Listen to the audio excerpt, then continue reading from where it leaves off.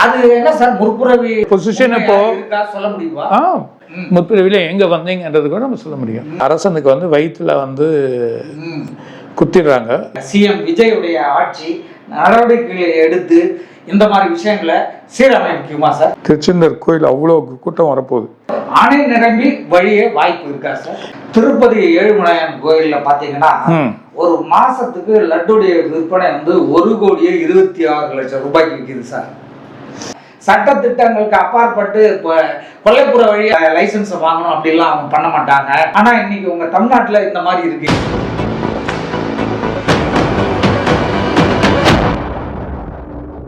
உலகமெங்கிலும் வாழ ரோஜா தமிழ் டிவி நேயர்களே, உங்கள் அனைவருக்கும் என் பணிவான வணக்கங்கள். இன்றைக்கு நம்முடைய நேரலையில் கலந்து கொள்வதற்காக அகஸ்திய ஜீவநாடி ஜோதிடர் பாபு அவர்கள் வந்திருக்காங்க. உங்களை சந்திப்போம். வாங்க சார். வணக்கம். வணக்கம். வணக்கம் ரோஜா டிவி நேயர்களும் கோடான கொரியர்ஸ்லையும். இன்னைக்கு அகஸ்தியர் என்ன சொல்றாரு பார்ப்போம். சார், இப்போ நீங்க பேசிட்டு இருக்கும்போது சொன்னீங்க முற்பிறவி பின்னாடி உள்ளது வரப்போறது இதெல்லாம் ஜெர்மன்காரங்களுக்கு சொல்றேன்னு சொன்னீங்க. அது என்ன சார் முற்பிறவின்றது இருக்கா சொல்ல முடியுமா? முற்பிறவில நீங்க எங்க இருந்தீங்க, முற்பிறவில எங்க வந்தீங்கன்றது கூட நம்ம சொல்ல முடியும். அப்படியா? எந்த பொசிஷன் கூட சொல்லலாம். சிலர் டிராவல் பண்ணி கூட காட்டலாம். ஓஹோ. டிராவல்லாம் அவங்கள கார்ல வச்சு ஒருத்தருக்கு பண்ணேன் நான். ஒரு முக்கியமான ஒருத்தருக்கு பண்ணி காமிச்சேன். டிராவல் பண்ணி அகமதாபாத்ல தான் பண்ணேன். டிராவல் பண்ணி எதுவுமே காமிச்சிட்டு வந்தேன். அதாவது அந்த குழந்தை 16 வயசுல அவருக்கு வந்து அந்த அரசனுக்கு வந்து வயிற்றுல வந்து குத்திடுறாங்க. லிம்டின்னு ஒரு ஊர். அந்த ஊரில், அதாவது குஜராத்லேருந்து 150 கிலோமீட்டர் லிம்டின்னு. அங்கே வந்து அரண்மனைகள்லாம் இருக்குது. போகிறோம் 4-5 அரண்மனைகள்லாம் இருக்குது. அந்த அரண்மனையில் போய் தேடி கண்டுபிடிச்சி இவரோட படத்தையே காட்டணும். இவர் படமும் அங்கே இருக்க ஒரு படமும் ஒன்றா இருந்தது. அது இல்லாமல் பர்டிகுலராக என்னென்னா, அந்த 16 வயசில் அந்த பையனுக்கு வந்து கத்தி குத்து வருது. அதே 16 வயசில் இவருக்கு வயிற்றில் ஆப்ரேஷன். எந்த இடத்துல அடிபட்டதோ அந்த இடத்துல கோடு பூவும் இருக்குது. அந்த மாதிரி ஒரு இது இண்டிகேஷனை வச்சு காமிச்சு, அது நடந்த எடுத்து போய் காமிச்சு அந்த இடத்துக்கு வந்துட்டோம். அது பண்ணோம். அதுக்கப்புறம் இப்போனா நிறைய கூட்டம் வருது. நம்ம அதுக்கு முன்னாடி நம்ம ஃப்ரீயாக இருந்தோம். இன்னும் சொன்னீங்க நிறைய ட்ராவல் பண்ண வேண்டியது, நிறைய விஷயங்களை பண்ணி கொடுத்தேன். இப்போ ஓரளவுக்கு என்னென்னா, ஆனால் அதை காட்டக்கூடிய நிலைகள் இப்போ ஜெர்மனில் கூட என்னென்னா ஒரு விஷயம், நிறைய பெரிய விஷயங்கள்லாம் நடந்திருக்கு. அந்த விஷயத்த நம்ம சொல்லியிருக்காங்க. ஒரு அம்மாவுக்கு நீங்கள் ட்ராவல் பண்ணாதீங்க, சில இடத்துக்கு போகாதீங்கன்னு. உங்களுக்கு அடிப்படை போகுது என்னென்னா, கழுத்தில் இன்சிடென்ட் ஆகி அடிபட்டு ஹாஸ்பிட்டலில் இருக்காங்க. அந்த மாதிரி ஒரு சூழ்நிலை ஏற்படுது. வேணான்னு சொன்னார். 2 மாதம் எங்கேயுமே போகாதீங்கன்னு, 2 மந்த்ஸ் எங்கேயுமே ட்ராவல் பண்ணாதீங்க. பட் இன்சிடென்ட் நடக்க போது நடக்கிறது தான். அது யாராலையும் தடுக்க முடியாது. ஆனால் ஒரு குரு வழி அந்த தலைக்கு வந்து தலைப்பாயோட போகும். அதுதான் கிருஷ்ணரும் சொல்றது. ஸோ தலைக்கு வந்தது தலைப்பாயோட போயிடும். அப்போது வேண்டுதல், வழிமுறைகள், நீ செய்யக்கூடிய காரியங்கள், நன்மைகள், அது உன்னோட புண்ணியம் இருக்கணும்னா நம்ம உணவுகள், நிறைய பேருக்கு சாப்பாடு வாங்கிக்கிறது, வழி கொடுக்கறது, அன்னதானம் பண்ணுறது, நிறைய பணங்கள் வந்துட்டால் மட்டும் போதாது. அதுக்கான வழிமுறைகள் பண்ணி கொடுத்தாதான் 10 பேருக்கு ஹெல்ப் பண்ணால் நம்ம உயிர் காப்பாற்றிக்க முடியும். இதுதான் உண்மை.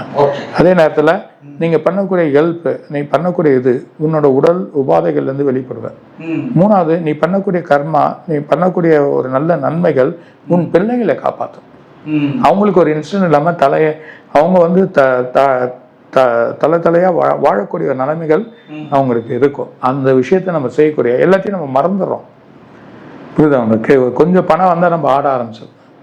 அதெல்லாம் மறந்துடணும். ஒருத்தரை பார்த்து நம்ம வாழக்கூடாது. நாமே வாழ்ந்து நமக்கு செய்ய நிறைய புண்ணியங்கள், நிறைய கோயில் சுற்றுறாங்க, நிறைய பேர் பார்த்துட்டேன். எவ்வளோ என்ன சில விஷயங்கள் நடக்க புண்ணியம் பண்ணி பாருங்க. 10 பேருக்கு சாப்பாடு வாங்கி கொடுங்க, 10 ஏழைங்களுக்கு வழி பண்ணுங்க, 10 ஏழைங்களை படிக்க வைங்க.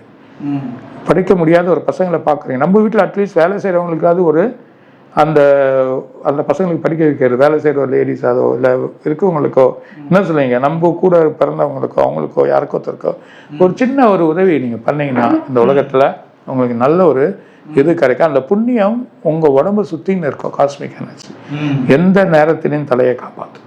அதுதான் உண்மையான விஷயம். நிறைய இருக்குது. நம்ம சொல்லணும்னா எத்தனோ விஷயங்கள், கர்மா, எத்தனோ பிறவி எடுக்கிறோம், எத்தனோ பிறவியில் நம்ம வேணான்னு போயிடும், எத்தனோ பிறவி திரும்பி நம்ம இந்த ஆத்மா அங்கே எடுத்து போய் சேர்க்கறது இல்லை. அந்த மாதிரி ஒரு சூழ்நிலை. இறைவன் இவ்வளோ பிறவியை கொடுத்து உன்னோட நீ என்கிட்ட வரியான்னு பார்க்குறான். அப்போ வரும்ன்ற எண்ணங்கள் வர சொல்லதான் அந்த ப்ரேயரில் இதுவாகி உன்னை தனிப்பட்ட முறையாக மாற்றி ஒரு இறைவன் நாட்டாக்கி உன்னை அவன் எடுத்துக்கிறான். இதுதான் உண்மையான விஷயம். ரொம்ப சூப்பர் சார், அருமையான ஒரு விளக்கத்தை சொன்னீங்க சார். இப்போ நீங்கள் இந்த இறைவன் கடவுளை பற்றி பேசினதால ஒரு சின்ன கேள்வி சார். திருப்பதி ஏழுமலையான் கோயிலில் பார்த்தீங்கன்னா ஒரு மாசத்துக்கு லட்டுடைய விற்பனை வந்து 1,26,00,000 ரூபாய்க்கு விற்கிது சார்.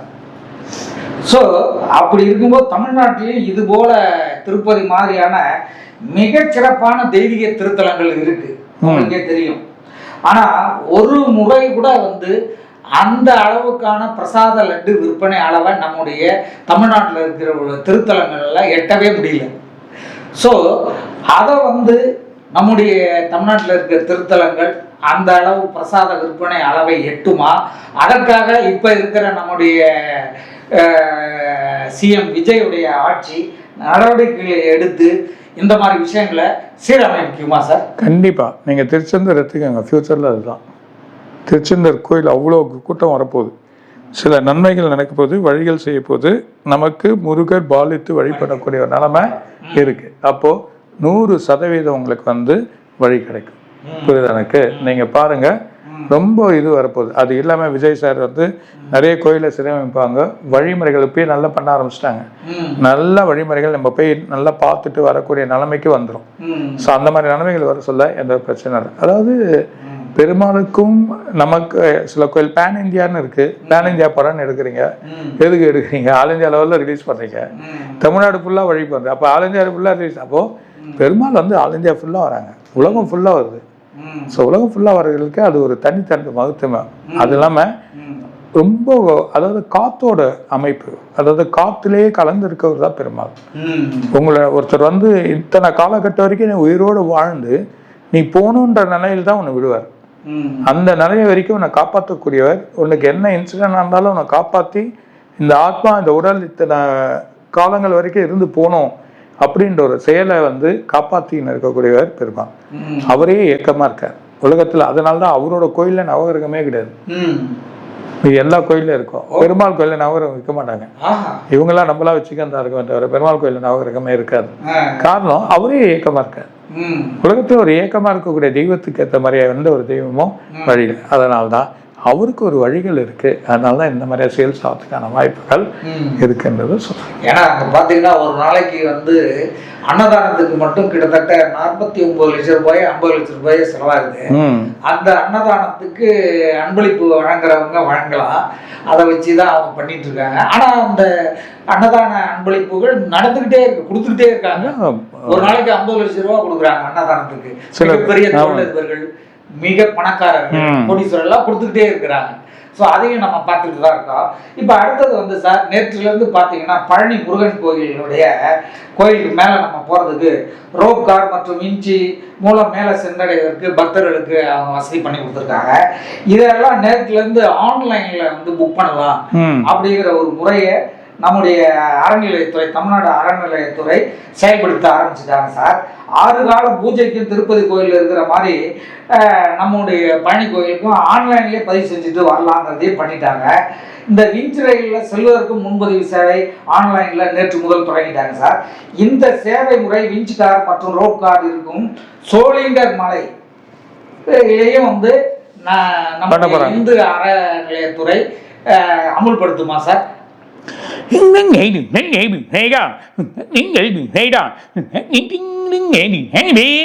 தாராளமாக வந்துடும். வேற முயற்சி பண்ணி அதை எடுத்துன்னு வந்துடுவாங்க, நல்லபடியாகிடும். ரொம்ப மகிழ்ச்சி சார். ஏன்னா சோழகிரி மலை செங்குத்தாக இருக்கும், சீனியர் சிட்டிசன்லாம் போகிறதுக்கு ரொம்ப பிரச்சனை.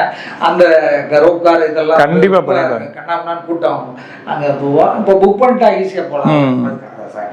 சார் அப்புறம் இப்போ பார்த்தீங்கன்னா மேட்டுப்பாளையம் காரமடை வனப்பகுதியில் பில்லூர் அணை இருக்குது இல்லைங்களா? இந்த அணையினுடைய நீர்மட்ட உயரம் 100 அடி சார். அணையினுடைய பாதுகாப்பு கருதி 97 அடி தான் வைப்பாங்க எப்போவும். 1ஆம் தேதி வரை 90 அடியாக இருந்த நீர்மட்டம் நேற்று 95 அடிக்கு போயிடுச்சு சார்.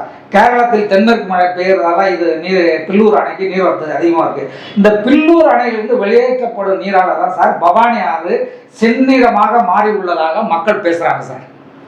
ஸோ அணை நிரம்பி வழிய வாய்ப்பு இருக்கா சார்?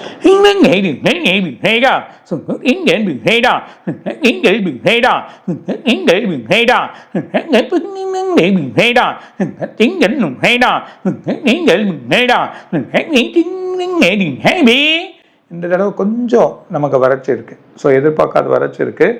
இருந்தாலும் அவங்க அணையிலேருந்து தண்ணி அனுப்புகிறாலும் பத்தாது. ஆனால் மழை பெய்ய போகுது. இந்த மழை வந்ததுன்னா ரொம்ப இல்லைன்னா கொஞ்சம் கஷ்டம்தான்.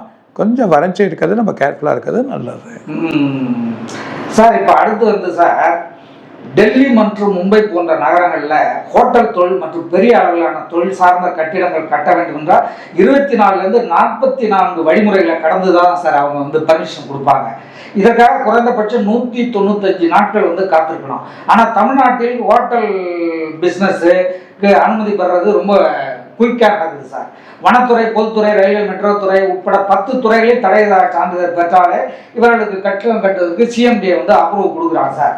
பெருநகர வளர்ச்சி குழுமத்தில் இந்த அனுமதி எல்லாம் கிடைக்குது. சென்ற ஆண்டு மட்டும் இது போல 792 ஆன்லைன் அனுமதியை சிஎம்டி வழங்கியிருக்கு சார்.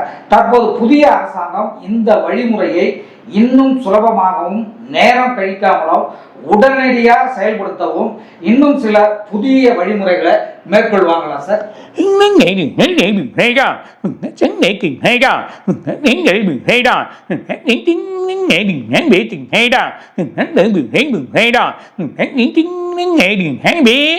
கண்டிப்பாக மேற்கொள்வாங்க. வழிமுறையும் கொடுத்துருவாங்க. ரொம்ப ஃபாஸ்ட் ஆக்கிடுவாங்க. ஆன்லைன்லேயே பண்ணிடுவாங்க சார். ஒரு ஜப்பானுடைய தொழிலதிபர் ஒருத்தரை எனக்கு சந்திக்கிறதுக்கு வாய்ப்பு கிடைச்சிது. அப்போ சந்திக்கும் போது அவர் வந்து பல தொழில்கள் எல்லாம் பண்ணிட்டு இருக்கு ஒரு இந்தியாவில். ஏன்னா ஜப்பான்காரங்க எல்லாமே இந்தியாவோட தொழில் தொடங்கணும்னு ரொம்ப ஆர்வமாக இருப்பாங்க.